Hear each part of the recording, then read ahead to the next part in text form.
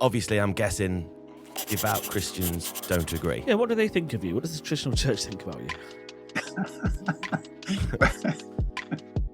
A little pause. You can swear. Well, there's a funny... Interesting. No, it's fascinating, isn't it? Yeah, Like, I've never 100%. heard anybody speak this way in the sense of Christianity. Give me an example of what you think in the Bible is horrific. Well, there are so many things. Yeah. Like, for instance, Yeah. if you happen to have a disobedient son, then the mother and the father are meant to take that disobedient son to the elders of the village community, Yeah. and you all together have to stone him to death. Through all the things I've ever experienced and every encounter I've had with religion, at the end of the day, it boils down to love. Hi, everyone. If you like that content, please remember to like and subscribe to Educate Idiots podcast. The more subscribers we get, the more amazing content we can bring to you.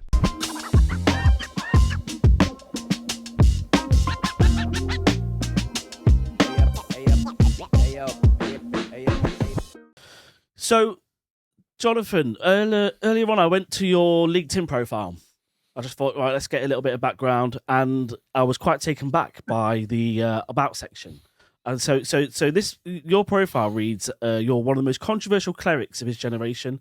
He survived an air emergency, was gassed in Tehran, seized in Kabul, worked in Calcutta with Mother Teresa, was almost murdered." It goes on, a pilgrim to Auschwitz, Kenya, and Pakistan for peace. Convicted for writing a biblical text on Parliament during a Gulf War demonstration. This goes on and on and on. How long have you been alive for? What do you do on the weekends? What a story! Yeah, it does stack up. Yeah. So my first question to you before we go into this stuff and or the message on TikTok, Jonathan, what is your mission? What is your message to people? My central message is love.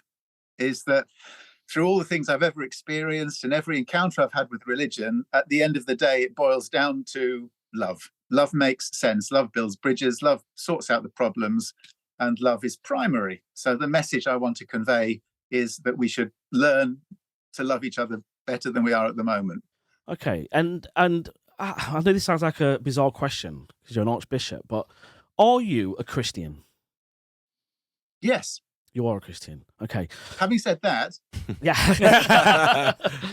having said that, there needs to be a qualification because of some of the controversy that I follow Jesus, the Christ, and therefore I am a Christian. But that does not associate me with the brand of Christianity that was developed by men in the early church following Jesus, a lot of which I wouldn't associate with as being an aberration of what Jesus's intent was and what his heart showed.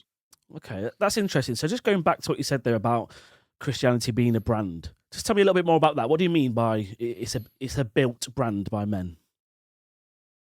Well, people need to distinguish between the original experience, the virgin experience of Jesus and what Jesus did, who he was, how he was, what he thought, how his ministry affected people.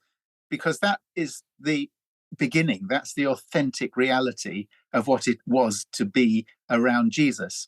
What followed was what men created in memory and in reaction to the experiences that they'd had. And so much of what we've received today as part of the Christian tradition is nothing to do with Jesus. It's what the men created, as I would call a lot of clutter around his life, that in many ways stole and distorted the legacy that he wanted to leave. When you talk about men that, who kind of like built this brand of Christianity, are you referring to like the Roman Emperor Constantine, who kind of took Christianity and made it, the Romans' religion and kind of built all the big grand churches and that sort of thing? Is that what you're talking about, or are you talking about something different? No, I'm talking right at the beginning. I'm talking about the male apostles and the followers that happened very, very quickly after Jesus's death. because they were the ones who were handling the memory, talking about it, developing ideas, reflecting on what had happened and building sort of doctrines, etc. So it started, within moments. Once he'd gone, the rot began. Yeah. That's the problem. Yeah. Not just the rot. I mean, there were good things as well, but that's what you've got to distinguish. Those things which seem to have a strand of authenticity to them, and those things which are sort of corrupting elements that have taken us down hell's path since. So what do you think their motivation was at that time? And do you think it was the version of Christianity that we see today? Do you think this was their intention, what we see today? Oh, no, I think what we've got today, I don't think they could, in their wildest imaginings, have conceived that. And Jesus certainly didn't, I don't think. So, and I'm not suggesting there was guile or anything Machiavellian about what their intent was. I think there was a sort of a fairly natural and typical process of men getting their hands on something. And, they can do good things to an extent, but they also make a mess up. And the mess up has passed down as precedent and tradition upon which things have then been built. And as I said, the whole thing has, in a way, derailed, I think, over the centuries. Okay, and some of the you make reference in some of your videos quite a lot to the words you use is the living Christ. What does that mean? I'm always fascinated by the fact. I'm always fascinated that the Christian Church says they believe that Jesus rose from the dead, and they believe in the resurrection. If you start to challenge that, they get terribly hot under the collar and start bandying words like heretic around, etc. Having defended the concept of the living Christ, they spend their life trapped in a book written 2,000 years ago. They spend their life bound to a script that was attached to a figure of history. And the concept that there is a living Christ today walking with us and influencing society and the development of our lives, the evolution of civilization, that it seems to pass them by. The concept of that. But that's the whole heart of the faith. If there isn't a living Christ, in a sense, we may as well pack the bags and go home. But they don't seem to get that. So the living Christ, to me, is the presence of the divine Logos in our world today, influencing, communicating through good people all over the world, a divine energy and a divine wisdom. So would you say like Jesus Christ lives in you then, in the inside of, so instead of external, internal? I think Jesus Christ, I think the Christ, the Christos, the anointing, the Logos, the communicating agency of God is found in everybody to some extent. And in a sense, what we do at best is, as we go through our lives, is try to home in on and to encourage and to elicit that which is the divine within everyone. And it's not exclusive just to some people. Everybody has the divine spirit within them. It's just to be found and the voice to be heard. And that really is a creative way of engaging with people at best. One of the terms that you said was Christ says, stay away from the Bible. And you've already made reference to this this really, really old book. Do you not believe in the words of the Bible? Some of the Bible has got beautiful and aesthetic and uplifting and inspiring parts to it, of course, but some parts is horrific. Some parts is should be censored. I'm a rookie when it comes to this sort of stuff, Jonathan Blake. Give me an example of what you think in the Bible is horrific. Well, there are so many things. Yeah. Like, for instance, if you happen to have a disobedient son, then the mother and the father are meant to take that disobedient son to the elders of the village community, and you all together have to stone him to death. What, it actually says that in the Bible? That's what it says in the Bible. Wow. It's absolutely grotesque. Why has that not been updated then? Because that seems a little harsh on your son, who's just actually being a kid. What kids do. It's frightening. It's frightening the level of barbarity that actually is not only in the Bible, but when you present it to Christians who are totally defensive about the Bible being the Word of God, apparently, they will slide all over the place to try and justify why it's there without having the courage to say, no, this is unacceptable. Do you think if you find somebody working on the Sabbath, you're meant to stone them to death. If you find somebody blaspheming, you're meant to stone them to death. Wow. If a priest's daughter, I could go on. There's so many. It's just appalling. It's really interesting, isn't it? Because I didn't know that, because I'm not a Christian. I don't follow any particular religion. But you hear so many things in particularly mainstream media about Islam and all the barbaric things that people accuse the Quran of having. But no one talks about the Christian Bible having this stuff in it, interestingly enough. I didn't know that. So if the Bible isn't something that you particularly believe in or follow, isn't that what the essence of Christianity is? The story of Jesus, the words of the Bible, and if you believe in that, isn't that fundamentally what makes you Christian? Like, what makes you Christian if you don't believe in that? Well, I don't see the Bible as part of the package, particularly because Jesus didn't have a Bible. There wasn't a Bible when Jesus was around. There were odd manuscripts floating about the place, but none that you could sort of acquire, and certainly none that you sort of took around with you or possessed. So the concept of the Word of God was a fluid, a verbal tradition, oral tradition that was passed from community to community. It was held in stories and in wise sayings. So the idea of the Bible being an essential part of following Jesus is a madness. You follow Jesus because in one's experience of Jesus, you experienced something life-giving, forgiving, compassionate, loving, that changed your life, that healed people, that made people awaken. It was a fundamentally transformative experience to be in Jesus's presence. That was the effect he had, totally different from the effect that the religious people had on people.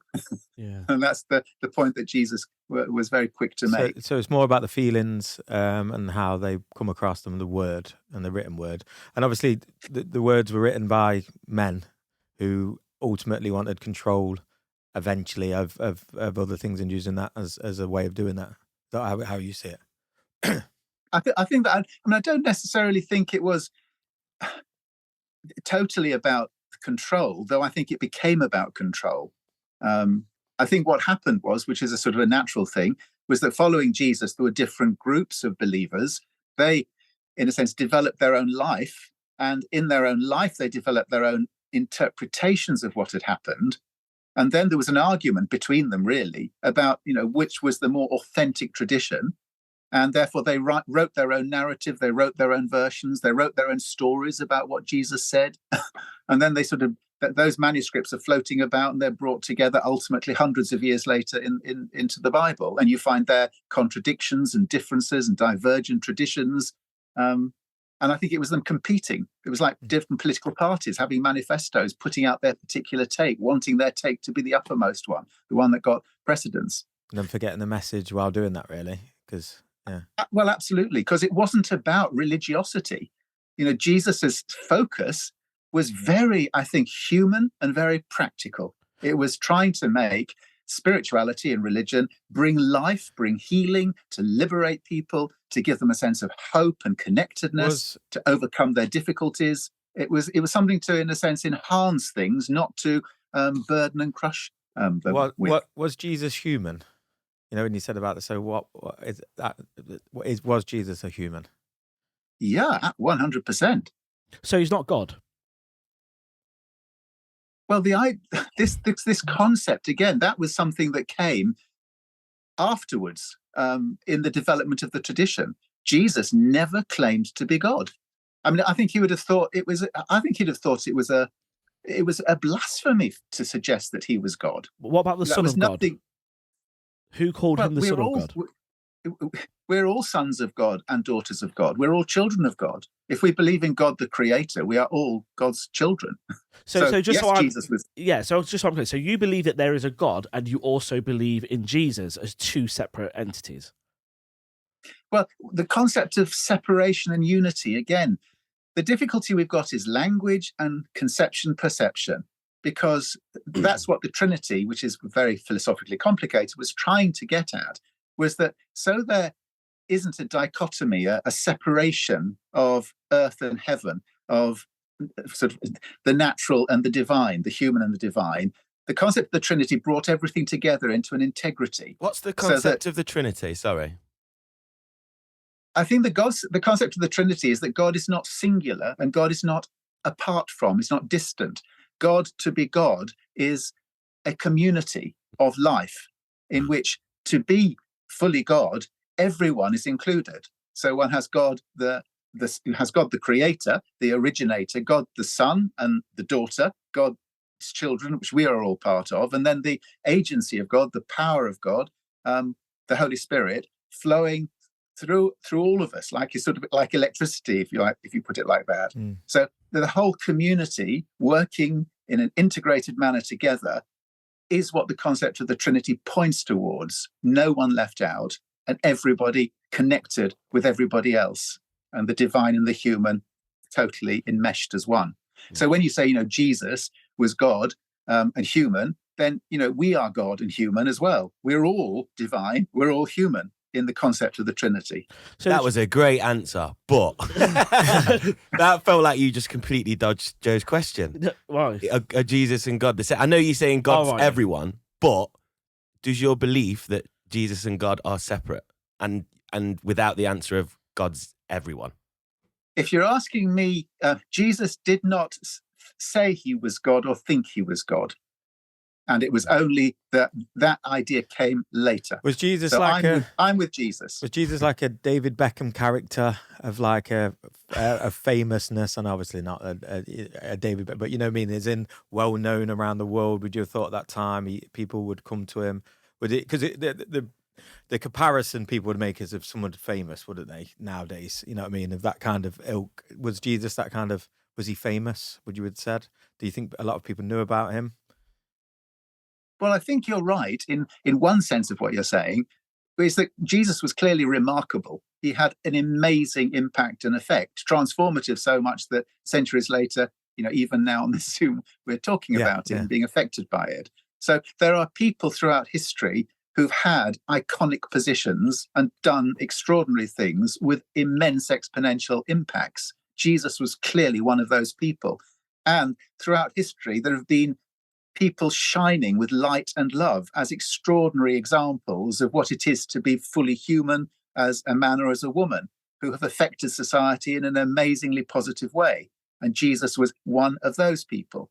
But, there are lots of people throughout history and in our own day, as there will always be. So they have a special place. Yeah. So going back to the concept of the Trinity briefly, because I think once you get your head around that concept, it's a hard thing to get your head around if you've only just been introduced to it. But if you think about it, it's basically a logical way that we can use as human beings to explain how they're both the same thing. That's what the concept of the Trinity is. So what I'm trying to understand is though, if because your words is, you said you follow Jesus, and Jesus and God are essentially one of the same thing in a sense. Is that what you're saying? Well, one and the same thing, but also one and another different thing. Because when you get close to Jesus, obviously you're close to God, because Jesus is absolutely brimming full of love and God is love. So if you want to experience God on earth, then Jesus is a good place to go. That doesn't mean that there's not somebody else in our own day who is also brimming with love. And if you're close to them, you'll be close to God. Okay. That sort of continuation of that tradition in the Holy Spirit and in the concept of Trinity is what's available to us. That's why it's such a mistake for people to be obsessed with the people from the past, Jesus and the saints of the past, without actually looking for the living Christ in our own day. So really then, the idea of the second coming, they call it, where Jesus will rise again, that wouldn't make sense with your philosophy then, would it? Because what you're saying is that Jesus was there then, and he's here now, and he's everywhere you look. And he will always be. The concept of eschatology, the concept of the coming of the Christ, one can put that in a sense as a future chronology. But if one understands it spiritually, the sense in which we build our response to God with a sense that the Christ is always coming to in a sense, to hold us to account. that we don't start a day without thinking, well, Christ's going to visit today, just to check up on, how we've done. And are we coming up to standard? And are we doing what Christ would like us to do, what God wants us to do? That when the person's absent, you don't get that sense of scrutiny. So the coming Christ is an important part of our spiritual, in a sense, fitness, and our preparation for living in a proper way. But I think at the time, the idea that would be a chronological event was very important, because they were suffering. The people were oppressed. They were colonized. They had enormous difficulties. They saw disaster on the horizon, and they thought incorrectly that God was going to come in clouds in the heaven and sort it all out, wrap everything up, gather the good people up into the clouds and sort out the baddies. And it would be like the Marvel film superhero sorting it out. And of course, that didn't happen. But passed down into tradition was that chronologically, it's all going to be wrapped up at some point. But that really is speculative, fantastical thinking. I don't think it's born in reality. And it's become much more a spiritual thing, like in Lent and in Advent.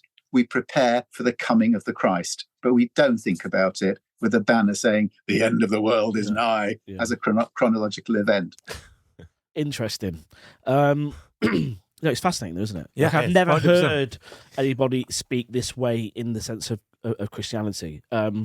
Well, because it's more of a present day sort of feeling as well, isn't it? Like if you're reading a book, you're talking about the past and you're remembering the past. But if you then you're not igniting your own present day feelings, are you? If it's here now, acknowledging Jesus now, and acknowledging that you've got to be what he wants you to be now and be a good person to everyone else. If it was in the past, you can sort of say, oh, okay.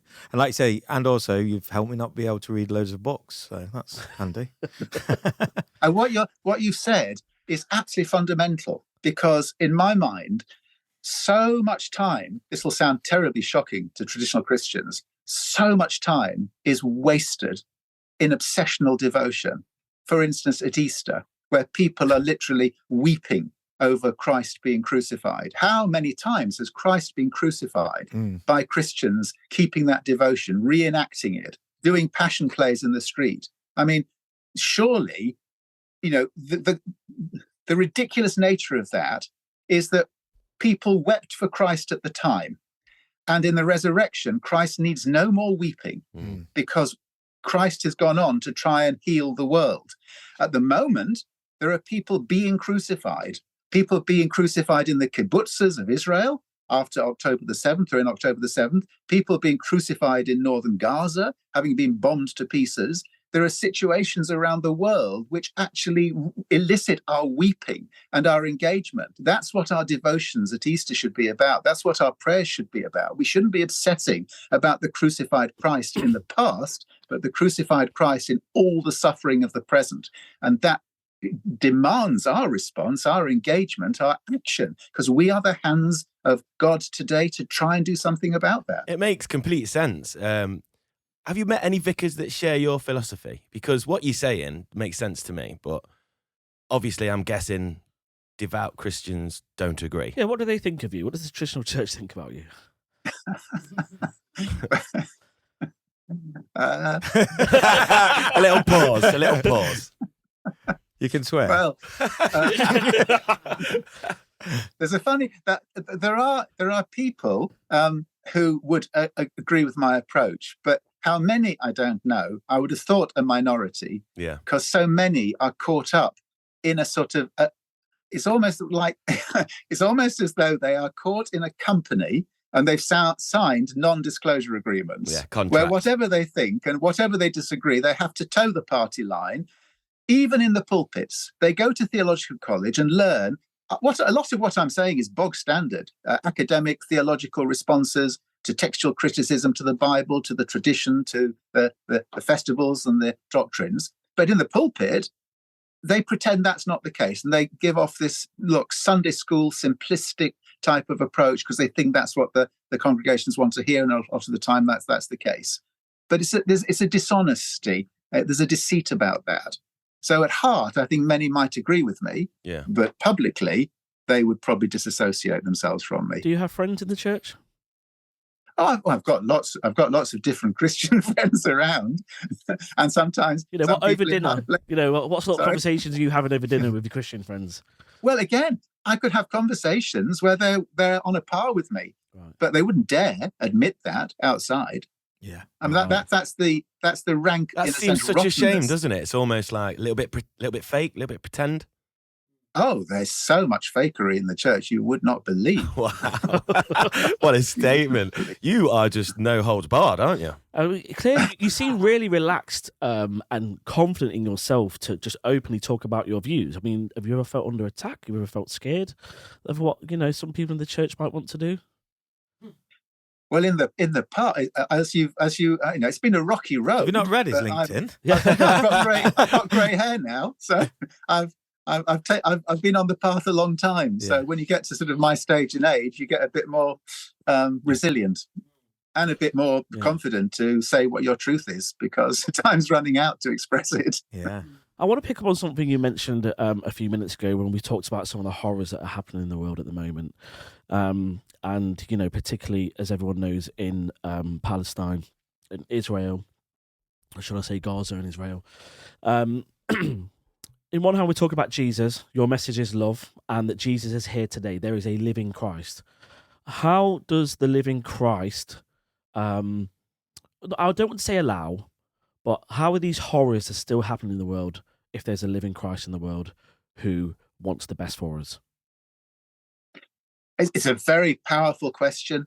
And what normally happens is Christians offer the most ridiculously infantile and pathetic answers to it. Again, trying to slip slide all over the place to justify why the God who they say is omnipowerful, omnipresent and omniscient and can do, in a sense, omnipotent and can do whatever God wants, but somehow can't sort out the babies that are dying and the children that are being blown apart and the suffering that exists across the world. But they try and explain it. The fact is, it cannot be explained. It's impossible to explain. There's no logical, rational, academic, intellectual answer to be able to understand how a creator and powerful God could allow this level of depravity and suffering in the world. There's not an answer. The only thing that gives comfort in that is to say that the only, in a sense, antidote to it is love. That when somebody is suffering, the good-hearted person draws alongside and is there to weep with, to comfort, to try and bring whatever succor and assistance is possible for them. That love is the answer to the woundedness and the suffering, but why it's here, we have no clue at all.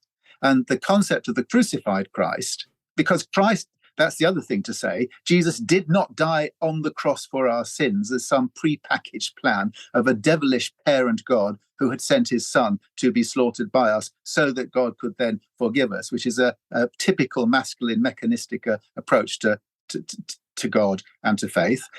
Basically, Jesus came with this overflowing love, and it got right up the noses of mean-minded religious people. So they plotted together and killed him. They killed God. They killed the guy who'd come from God.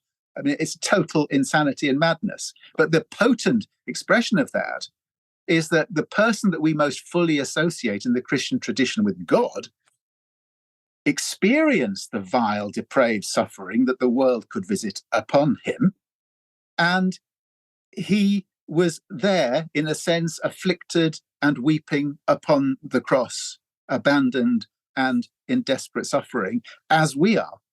And in that sense, our understanding of God is heartbroken at what's happened to his son, heartbroken at what's happening to all of God's children. God is heartbroken.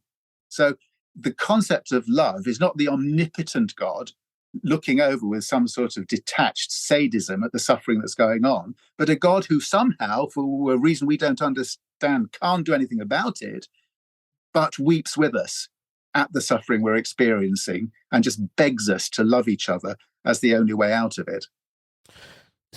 Some of the things you've just said then, to me, sound quite agnostic. And you've actually said in one of your videos, God wants us to be agnostic. But to be agnostic is to acknowledge that we can't know. Correct? Would you agree with that? Absolutely. So if we can't know, what makes you think that you know what Jesus' words really were if it wasn't the Bible and if he didn't claim to be the Son of God? Like, where do you get your knowledge from? But also, be agnostic? Well, I think the first thing you've got to say is that the premise that we can't know because we're not dealing in terms of empirical information of scientific study. This isn't objective truth we're talking about. This is sort of subjective philosophy that we're exchanging together. So if you start with the humility that everything we say is like a suggestion, then we're all on the same page. We're in a jungle of exploration of ideas. Yeah, so we're essentially being philosophical in our conversation. Yeah, absolutely. Then you said, how can I be confident about what Jesus said? I'm not confident because we don't know what Jesus said. Even the things that are claimed to have been said by Jesus are highly affected by the church and the people who wrote what he was meant to have said afterwards and clearly changed it and clearly put words into his mouth that he never said at all. You can see that in the way the synoptics differ from the Gospel of St. John. So you have to put everything that's claimed to be said by Jesus in a big sieve and shake it and try and get out what might be authentic Jesus at the end of the day. But again, at the end of that, we're looking for what's God's word. And God's word is something separate from all of that. And the pursuit of trying to identify what would be God's word, I think, is an international conversation. It's not privy to the church, to Christianity, to any one religion, to any type of religious people. It's a completely inclusive international conversation where we're trying to find out what is the best in our approach to the world in which we live, to the planet that we're inhabited on, to the human beings that we are living here with, in terms of our behavior, our conduct, our handling of all things. That's an international conversation. And in a sense, we're trying to find the best answers to that. No one group can do that. The Logos of God is communicated by everybody being involved in that conversation. Okay, I think I'm starting to understand now. So if I summarize the way you view Christianity, is that you're not claiming to have a new knowledge. You're just claiming that the current knowledge that we have is wrong. So you're not coming. It's not like you've got a new version of Christianity. You're just saying that the one that we know of is actually a load of rubbish. And also, as well, when you're saying about the written, I mean, a lot of the. So I just wanted to answer that question. Oh, sorry. Yeah, no, go. Have I got that right? Well, I think it would have to be wrong because it's just coming from the Christian community at the outset. Yeah, and like you're saying, the apostles all those years ago kind of like made it up that new brand. Yeah. So that, in a sense, it's going to be, in a sense, completely flawed because it's coming from one provenance. But then, even if you just look at what they're saying, it's clearly flawed because a lot of it's nonsense, clearly nonsense. But you do feel like, using your analogy, you can sieve out some sense out of it. Right. Yes. So it's kind of like decluttering the ideas around Christianity to get to the truth. And it's a bit like doing that with Islam and Zoroastrianism and the Baha'i faith and the Jain faith. Get the sieve. Let's sieve everything that's in existence in the world, anything that's ever been communicated about the path of light and love and compassion and kindness and justice and etc. And there might be, in what we've sieved out, something that is actually of eternal quality, that is the Logos of God. And from the Christian point of view, the living Christ's words. Another person. Yeah. What I'm trying to understand is, because, I'm fascinated by a lot of what you're saying. You've really given me some new ways of looking at the concept of God and Jesus. But I'm still trying to understand what makes you Christian. Yeah, because it could be a new religion altogether, couldn't it? Because you're changing the Bible, it's like you're setting another precedent. You could have this message about any religion. You could become an imam of Islam and have a similar message, couldn't you? Yeah. Well, I think what makes me Christian is because factually I happen to be born in England. I was brought up in a Christian type of culture and faith, and I got to know Jesus and got involved in the church and have followed that tradition. What I found in Jesus are the elements of a concern for people in terms of a humanitarian compassion and love, and a concern for justice and standing up for what was important and true, qualities which are international qualities at best in every religion and tradition and philosophy, but I've found them in Jesus. But they are equally elsewhere and everywhere. So that's why I'm saying one's wanting to try and identify those qualities. For us, for me, I'm housing them in Jesus, but not exclusively so. And I'm not creating a new religion either. That's the important thing to say, because Jesus was Jewish. Jesus didn't start Christianity. Yeah. I think Jesus would be horrified at the idea that he started a new religion.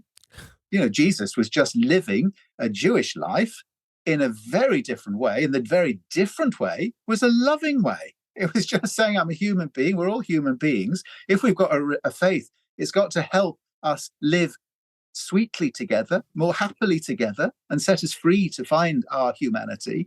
That was just a natural response. That is the heart of it. And that's what I'm, in a sense, cleaving to and expressing in my TikToks, to live compassionately, justly, and lovingly. And that can be done by anyone from any faith and philosophy across the world. It's just being a human being at best. Do you want to see Christianity grow? No, I want to see love grow. Because there's been actually a decline in Christianity. Is it? I don't know the facts about it. There's a decline at the moment, we've got the hemorrhaging of attendance and support for the church in this country is the lowest it's ever been, apparently, statistically. And I'm not surprised, because the church refuses to reform. It's got a patriarchal, sexist message that's completely out of touch with the modern day world. It's banging on in simplistic terms about Bible stories that mean nothing to most people. They've left all of that behind. And the church is just banging on the same old prayers, God the Father this and God the Lord this. And you hear it on a Sunday and you think, oh my gosh, turn it off. It's obnoxious.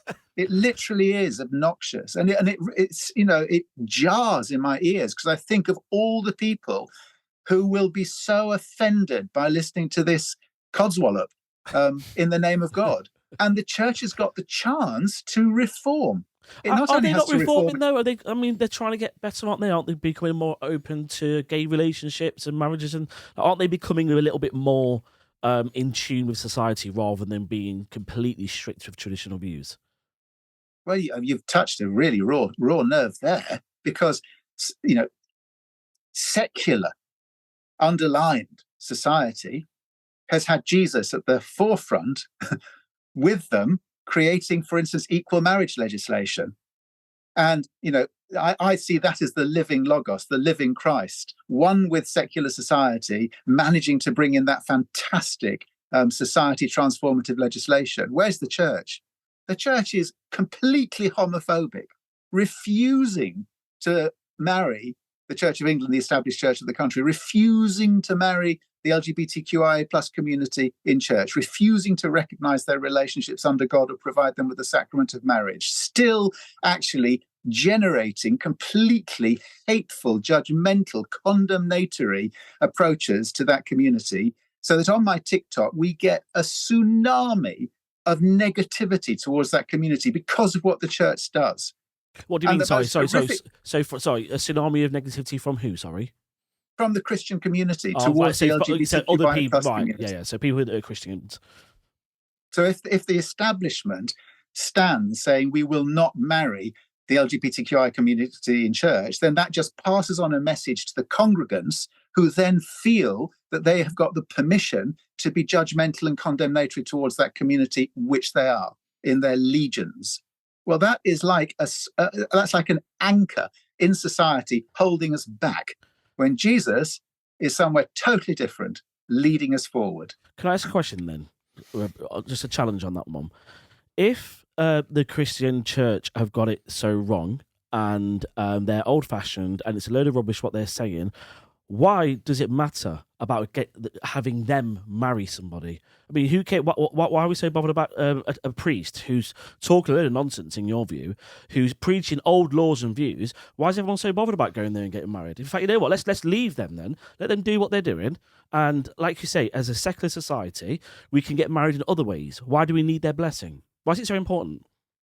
Well, I agree totally. That's why in 1994, I left the Church of England, cut my ties with them as a completely prejudiced institution, and advertised in Gay Times and in Diva, the first priest to say I was happy to offer the sacrament of marriage to the LGBTQI plus community, and went all over the country doing gay and lesbian and other weddings for that community. You did the first gay wedding on primetime TV, didn't you?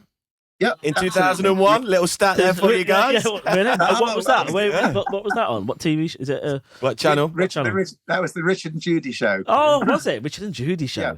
Yeah. And it was absolutely magnificent. It was wonderful, and it was just an exemplar to society. It was all part of a groundswell that took place that led to equal marriage legislation. I feel like I can't get my head around it. It's like you're the leader of the Labour Party, but you hate all their policies. So why don't you just leave and start a new one? Like, do you know what I mean? Because you're a Christian, but you don't agree with a lot of what they do and say. So that says to me that you're probably not a Christian. Well, but I would come back at you and say, I'm doing, I think, faithfully exactly what Jesus did. Your perception, Jesus didn't say, look, I was a Jew, but I'm going to stop being a Jew because I don't like what they're doing. Jesus was a Jew. He stayed a Jew. He died a Jew. Yeah. But the way he was a Jew was to be a loving, compassionate, open-hearted, inclusive human being, which completely revolutionized everybody because they'd never come across somebody who interpreted their faith in that way. So that's all I'm trying to do. I'm a Christian, but I'm trying to do what Jesus did, live it compassionately. Well, if Jesus was Jewish and you don't believe anything past the point of the apostles writing it, wouldn't it be more sense to be Jewish? To be what Jesus was? I think the point is that it's not about having a label. Yeah, it's not about sort of supporting a religion. It's about an approach to life. Jesus had an approach to life, and I don't think he wanted to package it in any sort of descriptive, branded way.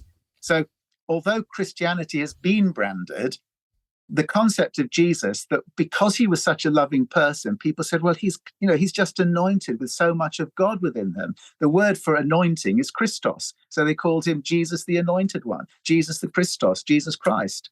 So I'm following, in a sense, the anointing of Christ in my response of how I would interpret that tradition. And that then, in the way it's developed linguistically, makes me a Christian. But I'm not a part of that brand, as I said, that's developed since. I'm just following Jesus's approach, I hope. I'm trying, I'm thinking to myself, let's, say I'm married, but let's say I wanted to get married in the church. And the church turned around and they go, oh, no, we've got this old-fashioned law, Joe, and we can't marry you. We refuse to, for whatever reason. We don't no longer marry people with beards, whatever it is, right? I wouldn't care less if they didn't want me, or they didn't want me involved in them, or they didn't believe in me for whatever reason, because like you said, they're backwards pretty much in the way they're thinking and old-fashioned, and they say stupid things. So why is it so important to you that they change? Why don't you just and they should do more? Why is that important to you? Why don't you just leave them to do what they're doing? And what impact is it really having? Particularly because we're going more secular. There are more and more people now turning away from religion or Christianity, as we mentioned earlier. And why not just concentrate on promoting this new version of Christianity, like what you're promoting now? Well, in one sense, I do leave them alone. I've got not interested in them at all. But you were very angry when we went into the gay marriage. You were quite emotional about that because they refused, the LGBTQ plus community. But so they're still bothering you in the way they're behaving. But they're not so much bothering me. I became impassioned about that because it to me was a shock. Literally, when I went on TikTok, because I've cut my ties with the Church of England, because in a sense, as you said, I've left them behind. So I don't have that much to do with them from a day-to-day basis. They've been extracted from most of. I mean, for instance, when I was a young priest, all the funerals nearly were done by the Church of England. Now, hardly any funerals are done by the Church of England because people regard them as so stuffy and out of touch that they want celebrants and independent ministers and people who are going to be more compassionate to the bereaved than the Church of England are with their PAP services. So I don't have much to do with it. But coming onto TikTok and having an open, inclusive, loving life, I was horrified. The stream of comments from Christians attacking the LGBTQI plus community. That's the only reason I'm wearing this. I didn't have this to begin with, because everybody was saying, do you support gays? Do you support lesbians? So somebody said, well, just wear a badge so that they know you do. When I started wearing the badge, it was how disgusting and how terrible, and don't you realize it's a sin and all the rest of it. There is the element, though. There is an element, though, is you're on TikTok, okay? I don't think we can judge all Christians by people on TikTok, because TikTok is a cesspit of abuse, regardless of what group you're in. You're right. That's absolutely true. But the trouble is that if the church, as the national state church, sets an example of homophobia and passes that on as its example to the congregations, then that has an impact to a proportion in society and to the status quo of a society. So although I'm not involved in the Church of England, I'm highly critical of, in a sense, a negative influence that is educationally having an impact on the way these things are viewed by the general public. How surprised are you around so you've got, I've just checked, you've got just under 60,000 followers on TikTok. Congratulations. So you clearly get your message out there. Have you found that experience? Have you been upset by some of the things, the abuse that you received, or you've been quite resilient? I'm quite resilient at my age. It's like water off a duck's back, because in fact, I don't enjoy it, but the sort of vitriol and vituperative stuff that comes, it's sort of like I'm just gobsmacked by it. But it's not personal to me. It's an expression of the dystopia, the disturbance within those people, and it's just more and more evidence of how toxic and dangerous traditional religion is. So it just gives me the greater encouragement to flee from it and be, hopefully, an exemplar of a more loving and open-hearted approach. And that's what people appreciate. If they do appreciate, they either hate me or they love me, like Marmite. But if they warm to me, it's because they're finding in me, in a sense, an open-heartedness that they've not found in institutional religion or Christianity. Well, I think, yeah, with when you're saying about that, what is it, LGBT? I don't know the full. Is it LGBTQ? QIA plus. QIA plus. Yeah, to me, that just seems like a lot there. But it's a lot. It is, yeah. But for obviously with the religion and that being gay marriage and being a sin, to go against that must have, like you say, that took a lot to. Is it something that you've believed in before? Because this is quite a recent thing, I would say. You know what I mean? With the in the past 10 years, people's views have changed a lot more. Is that something? I've always been different. When I was a young priest, I stood for the General Synod of the Church of England, and I stood on a manifesto of saying that we should be open to marry divorced people in church. We should be open to the LGBTQI plus community. We should be open to all people of all faiths and work together cooperatively. And I put out that in my naivety as a young candidate for synod. I think I got about two or three votes. So, you do say some really controversial things on TikTok that's obviously going to get people watching your videos. One of the things that I was taken back by the most was that you said that Jesus is racist. I would love you to explain that one just so we understand.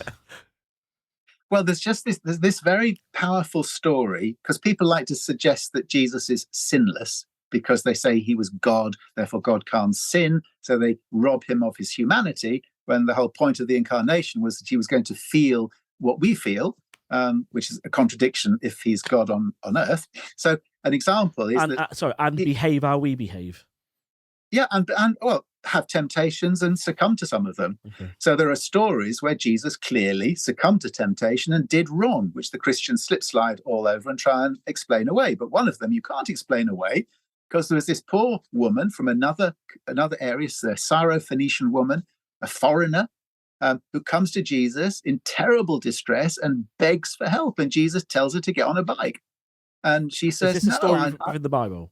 Yeah, in the Bible. I mean, you hear it read in church, and people say, this is the word of the Lord, thanks be to God. They've not listened to it, because Jesus is basically a pig. He says to her, buzz off, I'm not doing anything. And she says, please help me. He says, no, I've not come for people like you. I've come for my own people. You're a foreigner, so go away. And she carries on pestering, and the disciples in the end say, look, Jesus, just tell her to get lost. And he says, go on, get lost. And she says, look, even though I'm not of your people, even the dogs under the table can eat some of the crumbs that fall from the advantaged people's table. So, and that, in a sense, almost impudence, her feistiness not to give up and to keep pressing at Jesus's heart, and to even sort of say, okay, if I'm a dog, I don't mind being a dog, just let me have some crumbs. That could be seen as more xenophobic than racist, though, couldn't it? He just didn't like other people from other countries. Is that what xenophobic is? Am I right in thinking that? Well, xenophobic and racist, the lot. It was just, he was there to look after his own people, and he wasn't going to have anything to do with that. Is your point the book points out these stories, and then that would make him that certain thing? So you're reading the stories. At that point, he was obviously tired. He was at the end of his tether. He'd wanted to have a bit of a holiday. He had a weekend away. Yeah, he's a human. So you're accepting him for the human part of Jesus. Yeah, and he made a mistake, and he was sorry. He repented. He helped the woman. But that made him racist.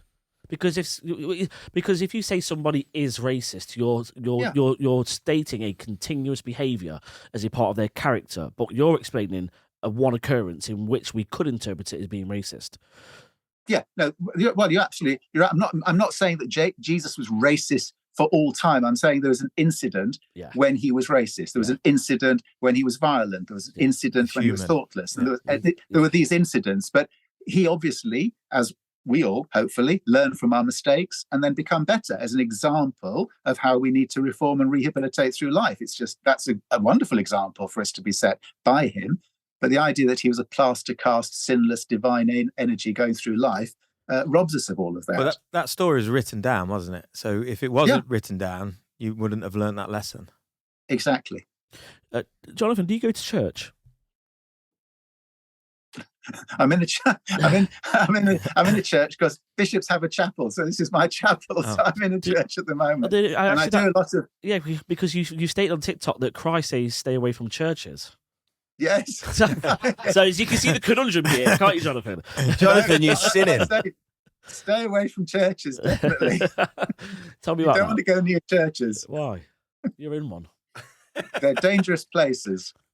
You believe that? In fact, no, I seriously believe that, because I think a church, a bit like any marketing community, gives off an impression with sweet smiles and offers of like sort of sweeteners, like, come and have a cup of tea, come and have a cup of coffee, come and join us for this lovely house group. And everybody's really pally, puts their arm around you, shows lots of concern, says they'll pray for all their problems. It befriends them. It's all beautifully comforting and cushioning.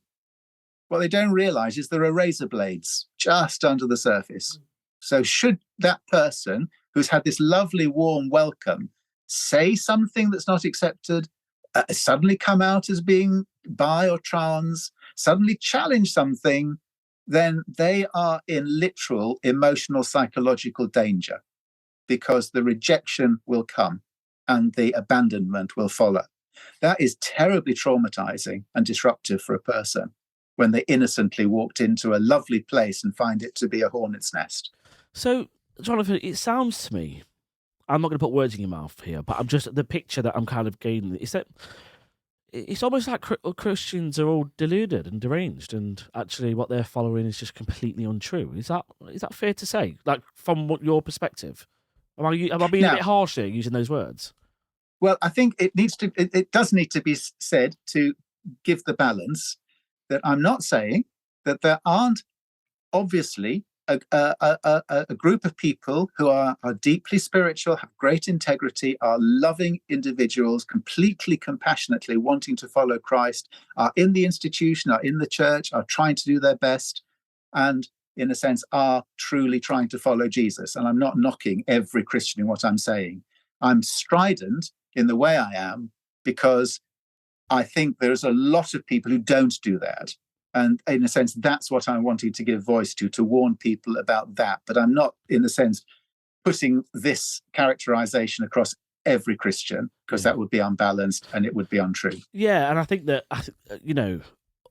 something that I strongly believe in, despite what my personal views are, things in the world, maybe me and you will agree on some stuff. I think we may disagree on some things as well. But what I don't believe in is characterizing an entire demographic of people. 100%. 100%. Based on the actions of few, which we see political leaders doing every day and causing conflict and distress around the world. So I just wanted to get that clear about what your views are, because I don't, we're talking about Christians here. So anybody watching this who's a Christian who just live their normal lives and love Jesus in the way that you do may listen to you and feel quite upset or offended or hurt. What's your message to them? Well, my message is I would want them to understand that I take a very strident message at times because I'm wanting to, in a sense, convey the woundedness of those who have been hurt by dogmatic and fundamentalist Christians who, in a sense, are like those who sought to oppress Jesus and in the end plotted to have him killed. There's that contingent within the Christian community. But those who are not replicating that, who are trying to live a compassionate, kind life and are trying to do their best to understand what Jesus wanted, I'm not wanting to knock them or criticize them. I come across many people like that in my everyday ministry, and I'm here to support them and love them, take services for them. So the way that I come across, the way I express is obviously from a particular vantage point for a particular reason, but it's not the full story. If I said to you, Jonathan, I'm thinking about becoming a Christian, what do you think? Do you think I should do it? Well, some people ask me that on TikTok. What I say on that is I would suggest that you try and focus very, very precisely on Jesus and his life. Just Jesus and just his life. And try and build your response in faith to that moment in history, that experience. And then what you find in Jesus and his life, try to identify in the present those people, those trends and those approaches that seem to replicate that, because that is where you're going to find most authentically the agency, the energy of God, because God is love, and those who live in love live in God, and God lives in them. But the clutter that came afterwards, the big brand that's Christianity, everything that's represented by the church, be very cautious of that, because all of that will come and sit on your shoulders and try and gobble you up. And that could take away your light and depress your hope and remove the love that you found that's changed your life in Jesus. So you can find some truth in the Bible then, because you said focus on Jesus. If the Bible talks nonsense, or mainly nonsense, where do people go and find the truth about Jesus? Let me just say, I didn't say it's mainly nonsense. I also said there's some wonderful parts of the Bible. Sorry, okay, correction. You did say there were some wonderful parts. So it's everybody's own prerogative then to take the Bible and work out what's divine and true and what is actually a part of this clutter that's been created with it.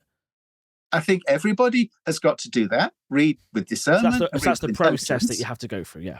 Yeah, but then to be in conversation, because it can't be just a singular activity, because you could delude yourself and go up a back alley. So you come to your own ideas, but share them with others and have a big discussion and discuss with as wide a group of people as possible, so that you're informed about everyone's reaction to what you're saying, and that helps to sort of refine whether you're mad or whether this has got authenticity to it. I think with religion as well, it's not as much of a chat, is it? Do you know, like secular religion, it's more like you say. It's more.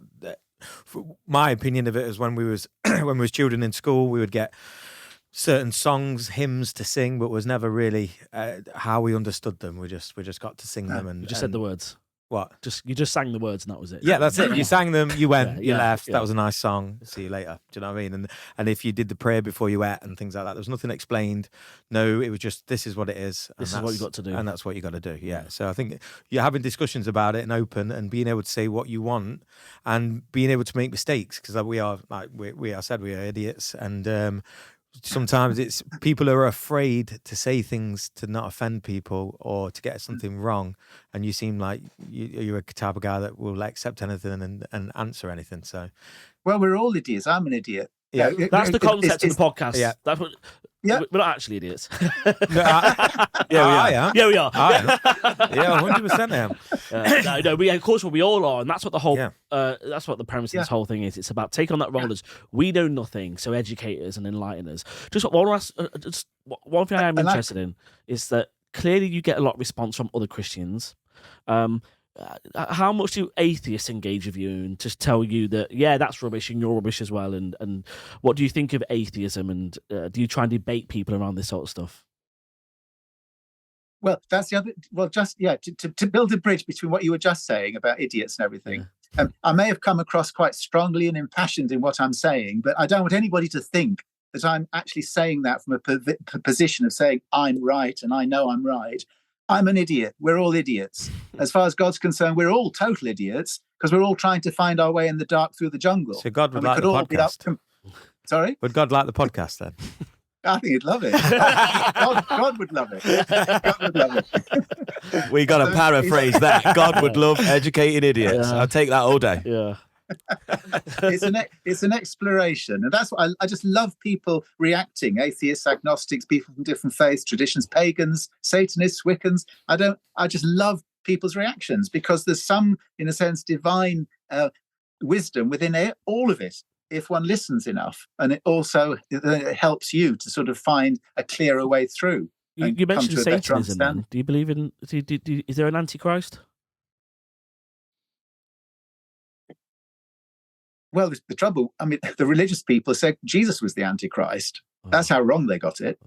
So I think one's got to be very careful about casting negative aspersions because you never know, if you've applied them incorrectly.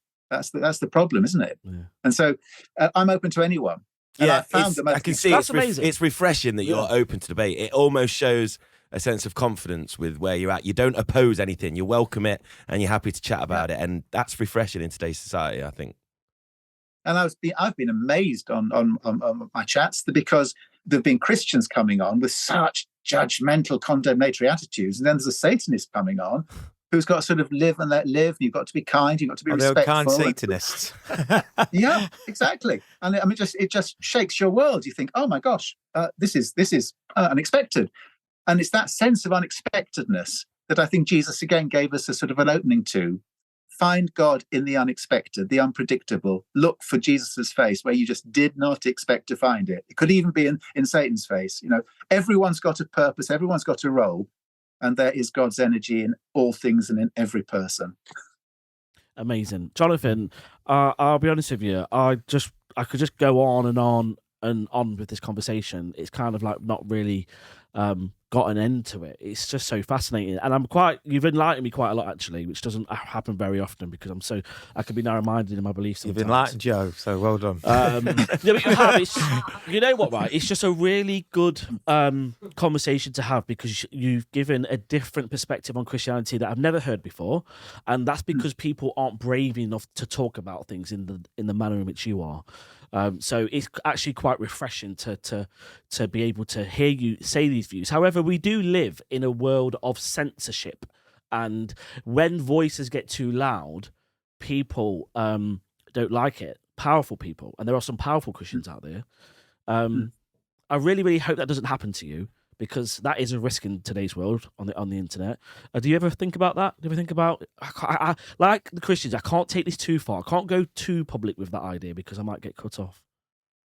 Well, a lot of the difficulty is that one's fighting all the time a rear guard protective action because the massive fundamentalist sort of Bible Belt Christian army is constantly trying to block me on social media, trip me up, cause problems to my videos. I'm constantly trying to cope with their attack behind the scenes to keep myself on the road and keep myself public. It's extraordinary and it's very difficult. It's all invisible. And the trouble is that do you fear for your safety? Sorry? Do you fear for your safety sometimes? Oh, like I've had terrible messages warning me that I'm going to suffer. My family are going to suffer. Messages that they hope my family, my children, myself are going to be killed. That people are going to come and finish me off. The level of personal, dangerous threat is extraordinary, absolutely extraordinary. Wow. Sad to hear that, isn't it? Yeah, it is. Well, it is, and the thing that's difficult is that because of the sort of, not putting it, I mean, I support a lot of the woke agenda, but putting it as woke as people understanding, because of the concern about hate speech and people being, protected, etc., people with a vested interest, like the Christians who want to shut you down, jump on the bandwagon of that and use it in a cynical way to try and stop what is completely legitimate, in a sense, resistance to what they're trying to do in manipulating the public. But they suggest that you're being hateful. They suggest you're attacking them, when actually they're the ones who are doing the attack. But they're using that agenda to try and use the algorithms to foreclose you. So it's a difficult time. And the important thing is for people to keep speaking a truth and learning how to do it in a way that they can't shut it down. It's a really clear example of how society holds itself back when we segregate ourselves into different groups and then attack each other for new ideas. But also in the same sense, I feel it's the same as we shouldn't be so quick to criticize traditional ideas either, because regardless of what side of the spectrum you're on, if you're attacking another idea, you're just as bad as each other, in my view. So I get, we can disagree with old ideas like what you have, but I just want to be clear that I don't think we should attack them. Does that make sense? No, I agree with that. It's this sort of a fine line, isn't it, between trying to expose the weakness of a traditional idea and then trying to respond to any damage that you think that weakness is causing. Because in order to try and protect people from the damage, you've got to take it to task. You've got to criticize it. And then the question is your criticism of it being hateful or being intellectually analytical and challenging? And it can be said to be one or the other. I agree, that is a problem. But who's the arbitrator? Who decides whether that's hateful or whether it's analytical? Because you're right. We have to get everything to solve problems in society. We have to get all the facts out on the table. Okay, there's a huge conflict going on in the Middle East, as we know today, between Gaza and Palestine. Gaza and Israel.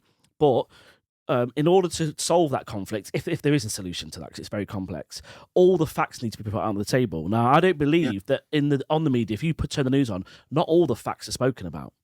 No. There are some facts that people are too scared to talk about in case they offend another group or in case they anger the other side. So there is this concept of, well, I want to say something to help solve a problem, but I can't, because if I do, I might offend the other side. How do we manage that? Well, I think we're finding it's almost impossible to manage, because the idea that you can have truth, have all the facts openly expressed to be able to work out a response has been shown not to be possible, because vested interests with money, with power, with political advantage or military might actually have a control on the flow of information and the access to the truth.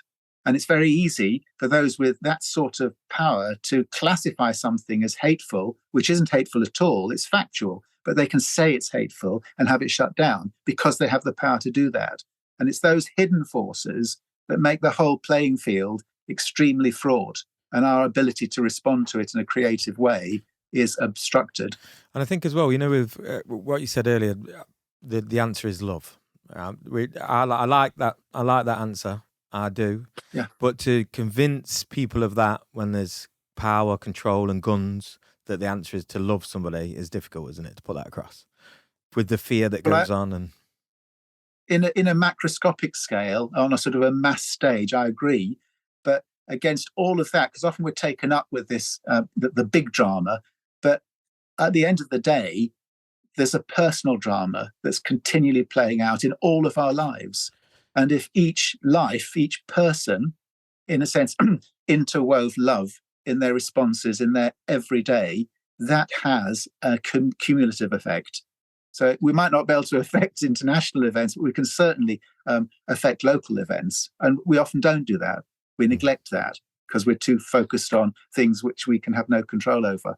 and that's to miss the boat, miss the chance. I still think we get the same problem at the micro level as we do the macro level. Because I know you talked about the hidden forces of control of information and things like that. But on the micro level, like conversations like this, if we want to solve some of society's problems by talking about them, we need to be able to say everything and put all the facts on the table in order to find a solution. But how do you do that without offending people? Because you're doing that right now, and you're going to offend Christians. And you've took that risk, yeah? You've took a really big risk and going, you know what, I've got to offend you in order to tell the truth, to get to the bottom of the truth. I want to tell the world the truth about Christianity. So if it means offending you, I'm sorry, okay? But I'm going to do it anyway. Why is that okay on that level? But it's not okay in other scenarios. If we're talking about conflicts abroad, well, even if we're talking about issues with sexism, issues with race, issues with the LGBTQ plus community, all this sort of stuff, you're a prime example of risking offending people. So do you agree with that concept? Well, if you look at my lives, I say things which are controversial because they're different and they challenge a status quo. They offer a completely alternative approach which hasn't been taken before or heard before. So that can cause offense. People say, gosh, that is absolutely, a violent attack upon what I think is so important. But in the lives, when I come across somebody who vehemently opposes me, we can have lots of nice conversation. We can have a respectful interchange. You can voice two truths in diametrically opposed positions and still be respectful, still love one another within the interaction between you as you try and explore if there's any sort of compromise or meeting point within those two views. So I think it's that the sense of personal conduct and behaviour that is the essential part of it. That's the challenge. I agree. That's so it's the way you do it. It's the way you go about it. But do you think there's an alternative, like sort of on the internet as well, TikTok, where that's not being allowed? Do you think that there's a motive for people not to be able to have that speech, to not be able to get to those answers, to not be able to make? Because if everyone did have these conversations, open and honest, and everyone around the world was allowed to say what they feel and not get offended, more things would come to fruition, wouldn't they? You'd get to more answers. Well, I think that's true. But I think what happens is either the algorithms or the way the algorithms are set and programmed, or when it goes to people who are going to interpret a complex matter, then they're not doing that dispassionately, objectively, impartially. They're doing it affected by a vested interest. And the pernicious side of that is we don't know what the vested interest is that's actually influencing. So you can look at a decision that's made and think that is it makes no sense, that, but there's no ability to find out why that decision was made, because it will have been triggered by a vested interest. But because the things are so on such a massive scale, you have no access to that. And the internet, in a sense, is massive players and very small pawns like ourselves who are in receipt of what they've chosen. And there's little we can do about it. And if we find it's something, motives, isn't it? So it's about motives as well. Motives behind absolutely why people are saying and doing what they're doing. Yeah, absolutely. Yeah. Jonathan, this has been absolutely amazing. What an incredible conversation. I love the fact that you've took that risk, the risk that you've took, and you put it all on the line to share your story. Some people are going to watch this and love you. I think some people are going to watch this and may go, I hate that guy. Yes. He hates Christianity and all Mom, this I sort don't of think stuff. Jonathan cares. And I can Jonathan tell that cares. you couldn't care less. You couldn't care less. So well done to you, mate. Yeah, fair play to you. I want to ask what that other badge is, Jonathan. The one above the heart. What's that one? Oh, that's LGBTQIA plus, and that one is Black Lives Matter. Oh, right, okay. Because somebody came on and said, "Why haven't you got an anti-racism badge?" Can we give you something to wear? I want to see that top completely full. What badge could you wear for us? What's our cause? Yeah, what's our cause? Idiots awareness. Yeah, let's do that. Can you wear that next time, please, Jonathan? Yeah, well, We'll send you one. Idiot, yeah, I'm happy to wear anything about idiots. Yeah, no brilliant. problem. Top Thank man. you. Jonathan, we will be keeping an eye on you and follow you on TikTok, and I'm sure there's some great things to do. If people watch this want to see you, where's the best place they can come and see your content? Well, the TikTok at Archbishop Jonathan Blake is my TikTok. You on Instagram place. or anything like that? No, I'm mainly on TikTok. I'm on TikTok. That's the place to be now, isn't it? I suppose. But I didn't really realize it was till my son said, "What about TikTok, Dad?" So Really? Trendiest Archbishop in Now town. you're here. amen for it. Thanks for coming on. Yeah, Jonathan. Thanks so brilliant. much for having me. Yeah, no problem. It's Such a pleasure. been really stimulating. Really great to talk with you. Good Fantastic. stuff. Good stuff. Thanks a lot, Okay. Jonathan. Good All the night. best to you. Thank Take you. care. See you later. Bye. Cheers, mate. Thanks. We'll be in touch Bye. to let you know about when it's being released. Okay, brilliant. Right. Lovely. Thank Cheers you, so much. Jonathan. See you later. Bye. Bye. Bye. Recording stopped. Jonathan We could- Blake. That last little bit where I just thought, because we said bye, then I said, we'll be in cut touch. that bit We can out. cut that bit out. Yeah, of course. Was that good? That was incredible. I was expecting him to be like horrible controversial, but it was great.